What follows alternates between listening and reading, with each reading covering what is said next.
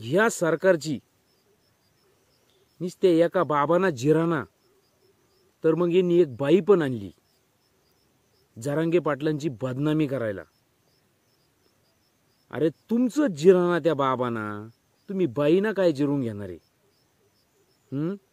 बरं, बाईबद्दल वाईट बोलू नये, ती छत्रपतींची संस्कार नाही आपल्यावर. नाही तर तुम्हाला सांगतो, पण त्या बाईना पण अवकातीत राहून जरांगे पाटलांवर बोलावं. एक तर तुझी लायकी नाही बोलायची, जरांगे पाटलांवर बोलायची कुणाचीच लायकी नाही आहे. ते आमचं दैवत झालेलं आहे.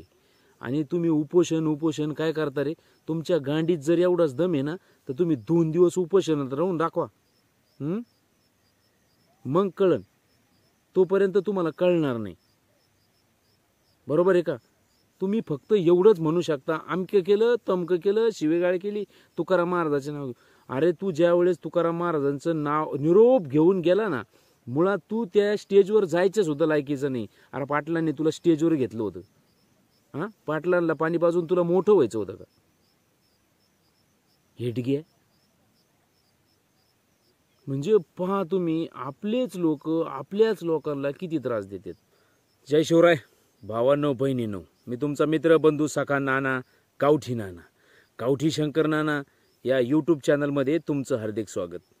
तर भावांनो बहिणींनो, आजचा दिवस आपल्यासाठी लय खास आहे.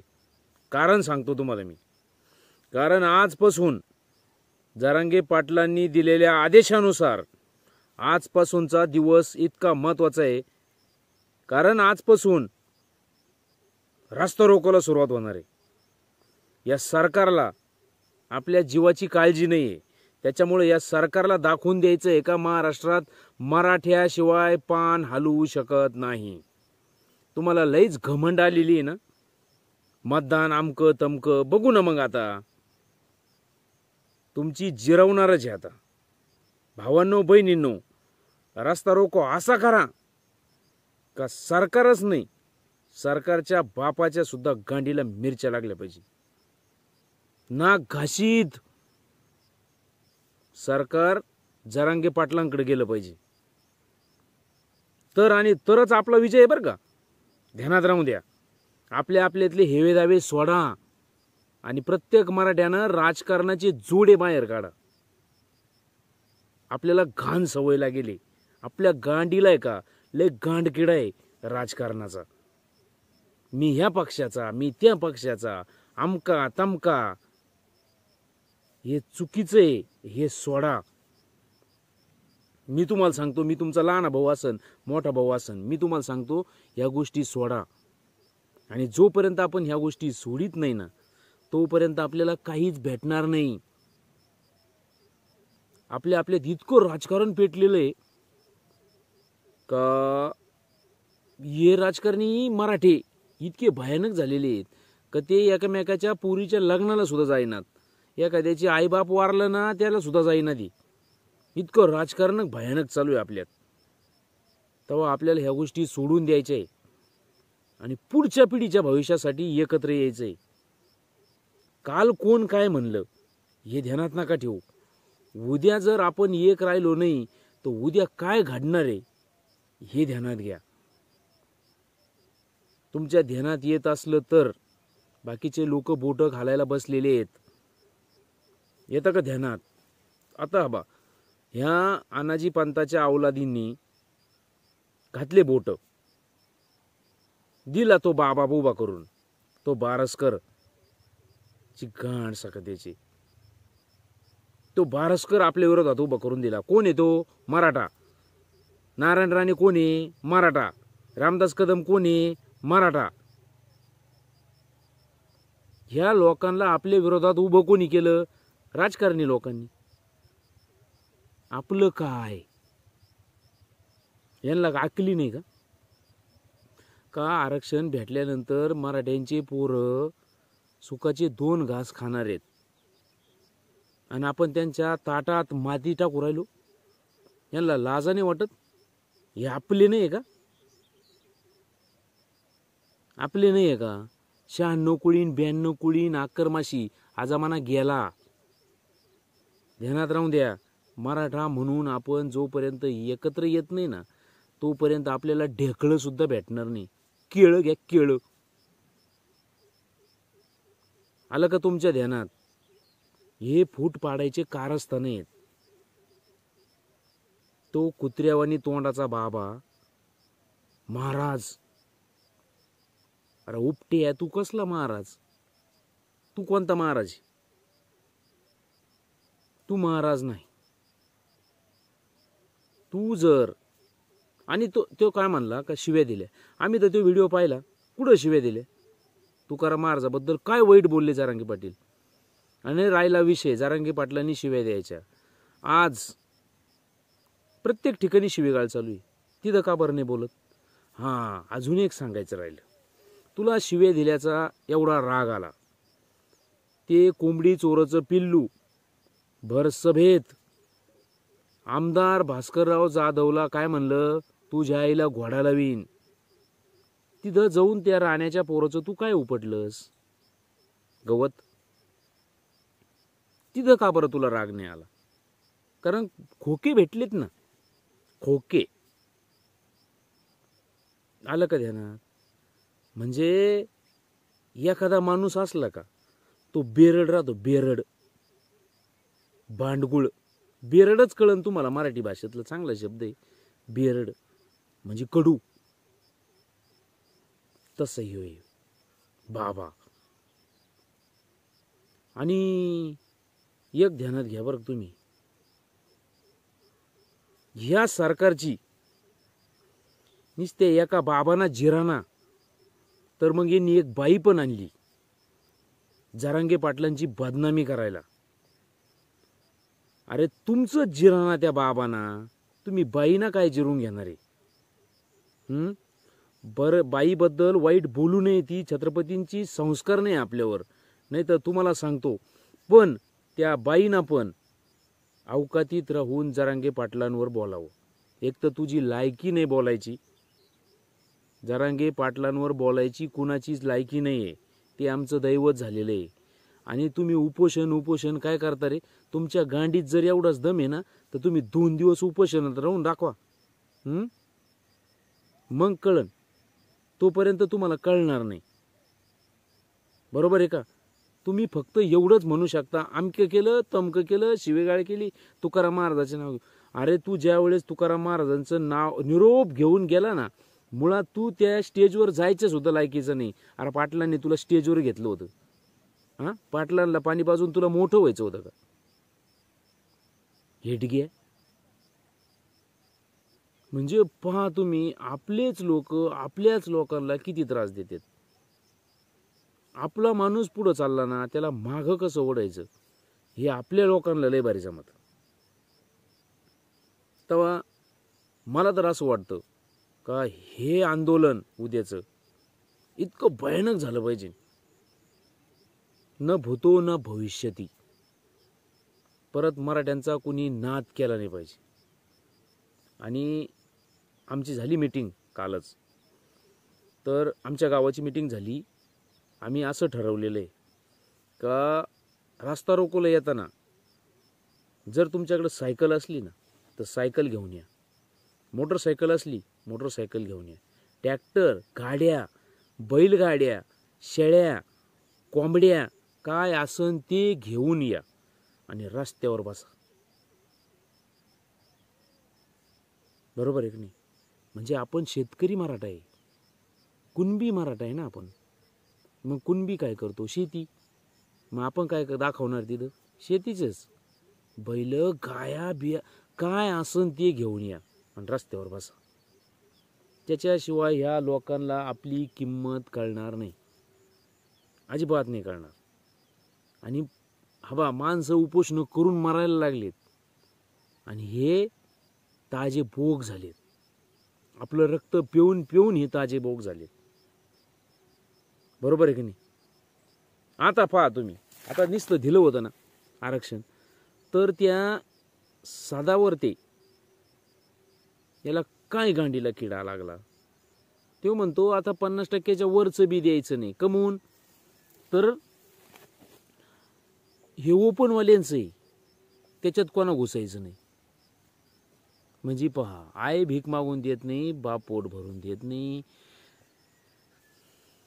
कसं का होईना फक्त वाकड्यात घुसायचं यांना. आणि हा तो सदावर्ती झालं, हा म्हणजे पाळलेला कुत्रा आहे सरकारचा. सरकारने आता आहे का म्हणजे ध्यानात घ्या, लोक गाया पाळीते, बैल पाळीते, शेळ्या पाळीते, कोंबड्या पाळीते. सरकार आहे का सरकार? ईडी पाळीतं, CBI पाळीतं, सदावर्तेला पाळीतं, बारसकर बाबा पाळीतं, ती एक कोणती भिंदरडी बाया आहे ती तिला पाळीतं. हे सरकारने पाळलेले कुत्रे. एक ध्यानात घ्या तुम्ही, ज्या वेळेस पाळलेलं कुत्रं राहतं ना, म्हणजे बारसकर बाबा म्हणजे पाळलेलं कुत्रं, ह्या कुत्र्यांना सरकारने जर याला तुकडा टाकला तर हे शेपूट हलवणार असं. आणि सरकार म्हणलं ना भूक का भुंकलंच आपल्यावर. पण एक ध्यानात घ्या, हे असे पाळलेले कुत्रे हे फक्त भुंकायला राहतात. यांची लायकी नाही आपल्या अंगावर यायची, कारण अंगावर आल्यावर शिंगावर घ्यायला आम्हाला वेळ नाही लागणार. ध्यानात घे तुम्ही. आणि जरांगे पाटलांनी माघार घेतली, असं तसं माफी मागितली, ही म्हणजे वाघ 2 पावलं मागं सरकतो. म्हणजे तो घाबरला असं नाही, तर नवी झेप घेण्यासाठी. ध्यानात घ्या. आणि वाघाची झेप आणि मराठ्याचा आबाडा नाद नाही करायचा, कळन तुम्हाला. आणि माझं बऱ्याच आपल्या भावांना बहिणींना सांगणे का, हा जी भाडखव आहे का बाबा आणि ती बया, ह्या दोघांना जिथं दिसन तिथं चापटळून काढा, त्याच्याशिवाय हे सुधारणार नाही. जरांगे पाटलांची बदनामी करायची यांची लायकी नाही, बरोबर आहे की नाही. असाच एक बाबा मागं गाजला होता वैजापूर तालुक्यातला, तुम्हाला आठवत असेल, त्याची रात्रीची व्हिडिओ व्हायरल झाली होती. तशी हा बाबा, याच्यावर विनयभंगाच्या केसेस आहेत, यांना भिशादब केले लोकांच्या, खंडणीचे गुन्हे आहेत त्याच्यावर. आणि हा बाबा स्वतःला महाराज म्हणतो, तुकाराम महाराजांचा आदेश घेऊन आला म्हणतो. काय म्हणावं याला, याची लायकी आहे का? जिसकी नाही लायकी न उसकी फिकीर काय की. बरोबर आहे की नाही भावांनो बहिणींनो. यांना सुट्टी नाही द्यायची, ते सरकार असू नाही तर कोणी असू. आपल्याला हवा हैदराबाद गॅझेट निर्णय नाही, ओबीसीत मराठा निर्णय नाही, मग अधिवेशन घेतलं कशाला होतं? अधिवेशन घेतलं कशाला? विशेष अधिवेशन बोलवलं होतं तुम्ही, मग हे घेतलं कशाला? आणि तुम्हाला एक सांगू का मी, मराठा नेत्यांनी या बाकीच्या लोकांपुढं सबशेल नांग्या टाकलेले आहेत. यांना राजकारण करायचं, यांना खुर्ची जगवायची, त्याच्याकरता ते आहे का आपल्याला साथच देणार नाही, अजिबात देणार. म्हणून आपण यांना चापटळल्याशिवाय आणि आपली ताकद दाखवल्याशिवाय यांना फरक नाही पडणार. हे आपल्याला हलक्यात घ्यायला लागले आता. आणि हे आंदोलन जोपर्यंत जीव आहे, जोपर्यंत आपल्याला वरून आदेश येत नाही जरांगे पाटलांचा, तोपर्यंत चालू ठेवायचं, हटायचंच नाही. मर हट्टा, मारा लेकिन पीछे नहीं हटा, वो मर हट्टा होता है. हट्टाला एकदा जर पेटलं ना, कार्यक्रमच. आणि सरकारला एक विनंती आहे की तुम्हाला जर आंदोलन मोडायचं असलं ना, सरळ सरळ येऊन भिडा, असे बाबान बाया मध्ये घालू नका. बरोबर आहे की नाही? या सरकारला जर हे आंदोलन मोडायचं असलं तर मर्दासारखं समोर येऊन लढा, छिनाल चाळे करू नका. बाया आणि बाबा मध्ये घालून तुम्ही तुमची इज्जत कमी करून घेता. आम्हाला काहीच फरक पडत नाही, कारण आम्ही ओळखलेलं आहे तो बाबा काय लायकीचा आहे आणि ती बाई काय लायकीची आहे. हे असे भिकार धंदे याला छिनाल चाळे म्हणतात. याला तुम्हाला माहिती आहे ना, महाभारतातला कुणाच्या आडून कुणी गोळीबार केला होता हे ध्यानात घ्या.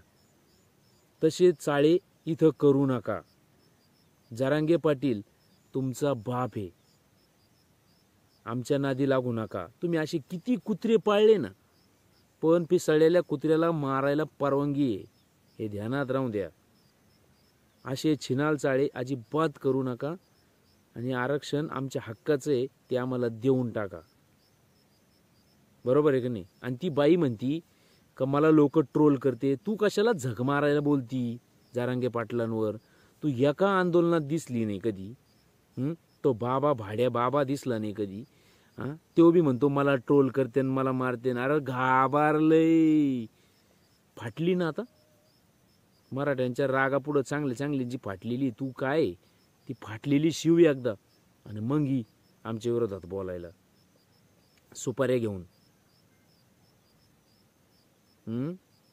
बरोबर आहे की नाही भावांनो बहिणी? यांना सुट्टी नाही द्यायची. आंदोलन मोडीत काढायचा कोणी किती प्रयत्न केला ना, केस अंगावर घ्या. पुढची पिढीसाठी ध्यानात राहून द्या. यांनी गुन्हे तरी मागं घेतले का? गुन्हे तरी मागं घेतली? काहीच नाही केलं. आणि मी पहिल्यापासून सांगत होतो की हे लोक आपल्याला फसवणार आहे. मला माहीत होतं, कारण यांचा जन्म गद्दारीतून झालेला आहे. बरोबर आहे की नाही? ज्याचा जन्मच वाड्या खोड्याला झालेला राहतो ना, तो असं नाही वागत. तो सरळ वागणार नाही, तो वाईटच वागणार. तशाच ह्या अवलादी. तेव्हा भावांनो बहिणींनो, आंदोलन शांततेत, पण आपल्या वागड्यात कुणी गेलं सोडायचं नाही. शाळेतल्या पोरांना पेपर चालू आहे त्यांचे, त्यांना आपल्या गाडीवर नेऊन सोडा.